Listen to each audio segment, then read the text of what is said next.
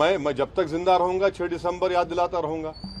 नहीं, मैं नहीं, सुनिए, मैं सुप्रीम कोर्ट का जजमेंट फाइनल है, तो क्या मैं 6 दिसंबर की याद नहीं दिलाऊं? 6 दिसंबर अगर नहीं होता तो जजमेंट क्या आता? गलती क्या है बोलने में? गोली मारेंगे क्या? गोली चला चुके हैं गाड़ी पे, अभी और चलाइए, और क्या करना है? मगर मेरा फ्रीडम ऑफ एक्सप्रेशन है, मैं एक सवाल तो उठा रहा हूं। अगर आप बोलेंगे नहीं उठा सकते, तो क्या भाई ये क्या इजराइल है या फिर आपको ये नॉर्थ कोरिया है? जमहूरियत है, मेरा इख्तियार है, मेरा हक है। मैं ये सवालात उठा रहा हूं, मैं चाहता हूं कि हुकूमत जवाब दे इन सवालात का। मोदी सरकार ने डिसीजन के खिलाफ अपील क्यों नहीं की? क्या ये बात सच नहीं है कि अगर 6 दिसंबर को मस्जिद नहीं शहीद की जाती तो कोर्ट का जजमेंट क्या आता?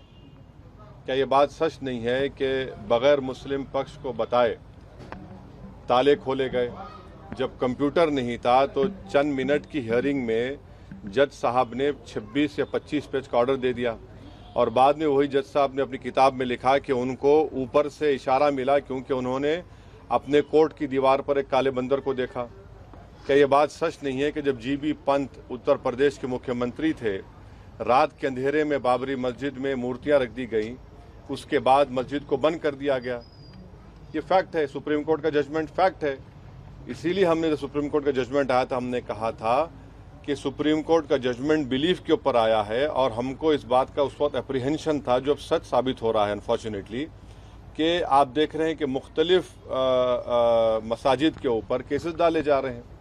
तो ये मैं जो कह रहा हूँ फैक्ट है, वो मैं मानता हूँ सुप्रीम कोर्ट जजमेंट। जैसा जस्टिस जे.एस. वर्मा ने कहा था कि supreme court is supreme but not infallible. अब आप मेरे को बताइए, टीले वाली मस्जिद का किस्सा क्या है? 200 साल पुरानी मस्जिद है, और लुटियंस जब बना रहे थे दिल्ली को, तो उसको छोड़कर बनाया गया। तो पहले वहाँ पर गांवों को हासिल किया गया और मस्जिद को कोई हाथ नहीं लगाए। आप मस्जिद के ऊपर नोटिस देते हैं।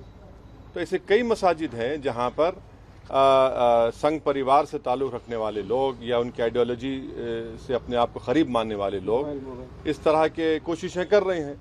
तो अगर मैं इन कोशिशों को देश के सामने रख रहा हूँ, तो मैं समझता हूं कि मैं तो सच्चाई का काम कर रहा हूं, बता रहा हूं। और हम नरेंद्र मोदी सरकार से जानना चाहते हैं कि 1991 का प्लेसेस ऑफ वर्शिप एक्ट जो है, उस पर भारत के प्रधानमंत्री और उनकी सरकार का क्या मौक़िफ़ है? क्यों नहीं केंद्र सरकार, वज़ीर आज़म, प्रधानमंत्री नरेंद्र मोदी ये कह देते हैं कि हम 91 के प्लेसेस ऑफ वर्शिप एक्ट को फॉलो करेंगे, उसको अबाइड करेंगे? किस्सा ख़त्म कर दीजिए ना। जब आप 91 के एक्ट को मानेंगे तो सब किस्से खत्म हो जाएंगे। मैं आज भी कह रहा हूं कि जिस दिन देश के प्रधानमंत्री ये चाहेंगे कि कोई मस्जिद के ऊपर कोई तमाशा ना हो, सब खत्म हो जाएगा।